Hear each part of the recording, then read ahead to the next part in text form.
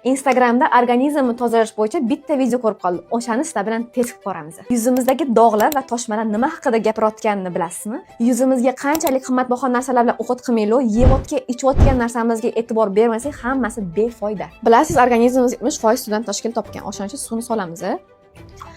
Risni biz organizmimizdagi organlar deb olamiz.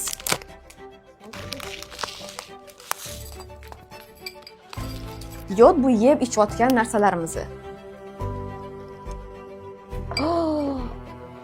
Qaranglar qanaqa zagrizeniya bo'lib ketdi organizmimizda. Endi sink, ko'rib turibsizlar, ochuv emas. Hozir kapsulamizni 4 dan birini bunga solamiz.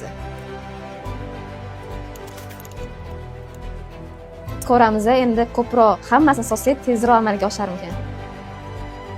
Sabr yo'q menda.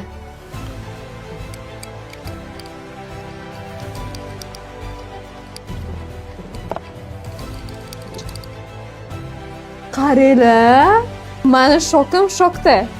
Organizmni birga tozalashni boshlaymizmi? Keyingi videoda yuzingizdagi dog'lar va ugrilar nimaga chiqayotgan va nima haqida gapirayotganini aytib beraman.